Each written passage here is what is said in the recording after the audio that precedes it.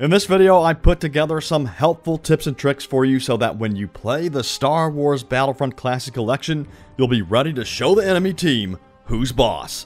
And in case this is the first time you've heard the news, well, Lucasfilm Games and Aspyr have teamed up to bring back the classic Star Wars Battlefront 1 and 2 in a new game called the Star Wars Battlefront Classic Collection, which will be releasing on March 14th for all platforms. The new game will include full online multiplayer support, so these tips and tricks will definitely help you get to the top of that leaderboard. So, here are some beginner and advanced tips and tricks that will help you level the odds when playing online multiplayer. Never tell me the odds. And a huge thanks, by the way, to Lucasfilm Games and Aspyr for sending me an early copy of the game. So the most popular multiplayer mode in the classic Battlefront games is easily the Conquest mode, where you have to capture objectives on the map, which in turn depletes the enemy score, also known as reinforcements. Holding the majority of command posts or killing enemies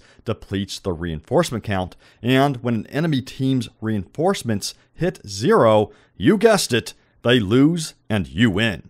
And while I'll be focusing mainly on Conquest mode in this video, I'll also go over some tips for the Space Assault mode and Hero Assault modes as well. And if you enjoy instant action single player mode, these tips will help there too. Also, a quick note, most of these tips apply to Star Wars Battlefront 2, but many of them will also translate over to the first game, Star Wars Battlefront, since both games share the same core gameplay mechanics with only minor differences here and there.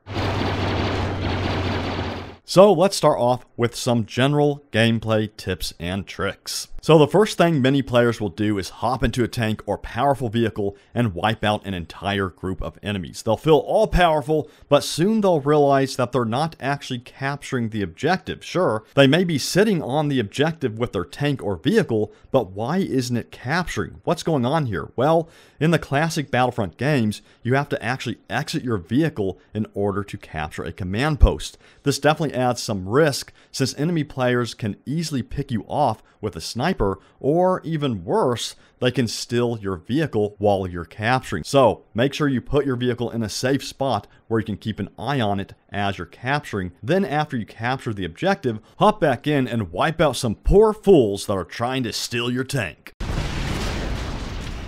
And on that note, don't forget that you can also take over other enemies' vehicles as well. And don't forget that you can actually change your class at a captured command post at any time. This is extremely useful if you need to switch to a class with a rocket launcher to take down nearby vehicles that may be threatening your command post.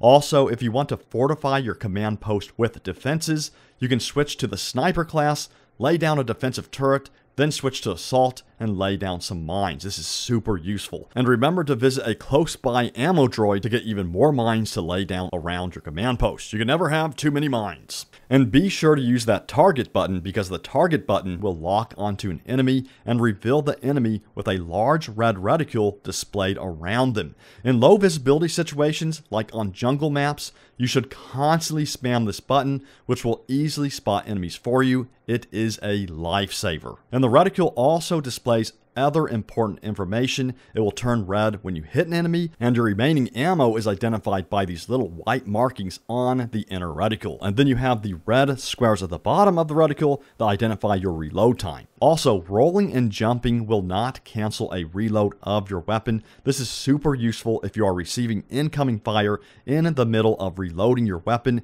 and you need to roll to dodge incoming attacks. A lot of people will assume that rolling will simply cancel the reload, but this is simply not the case. So always reload, then roll. And while playing as the ATST on Endor, watch out for the traps there. There are a series of logs rigged to take down your ATST. Just don't forget, or you'll end up like me.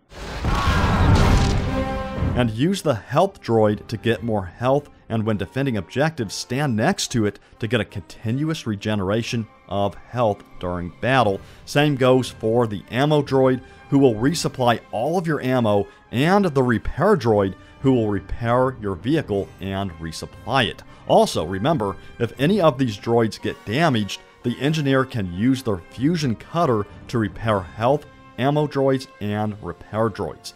And the engineer can also repair stationary turrets and allied vehicles as well. And the fusion cutter can also destroy landmines easily and slice into enemy vehicles, rendering them useless and vulnerable for a short period of time. Also, don't forget, in Hero Assault mode, when you're playing as your hero, you can actually heal yourself with these health droids, unlike in Conquest mode, because heroes don't heal in Conquest mode in this way. Instead, they regain health by the kills they get. And if you're not doing any killing with your hero in Conquest mode, your health will slowly deplete, as signified by that lightsaber in the bottom left corner. So it's very important that you're always engaging enemies as a hero in Conquest mode. Zooming in with your weapon, regardless of if it has a scope or not, definitely gives you an advantage when engaging in medium to far range firefights, so don't forget to use that zoom, and don't let droidicas come out of the roll because it will instantly put its shields up.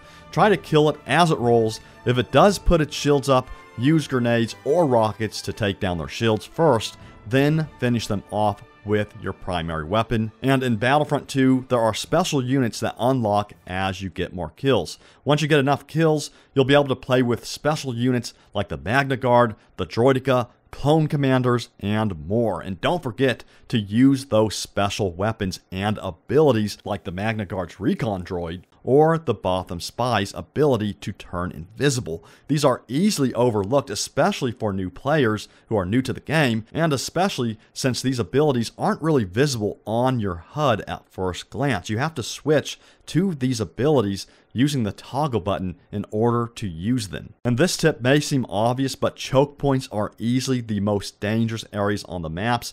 Utilizing a class with a grenade launcher or someone with firepower is key to deal with large crowds at choke points, or you could try to flank using a jetpack unit. And the Clone Commander's chain gun can shred enemy forces and deal with large crowds quite effectively. Just remember that the chain gun does take a second to spin up, but even with this drawback, the Clone Commander still has a lot of mobility and firepower against large crowds. And back to the Bothan Spy, by the way, once you are invisible, you can sneak up on enemies, taking down turrets in one go with your time bombs. But keep in mind, picking up items, receiving healing or ammo, or getting shot will reveal your location. And the Dark Trooper is great for dealing damage to large crowds, since their arc blaster can hit multiple targets at once.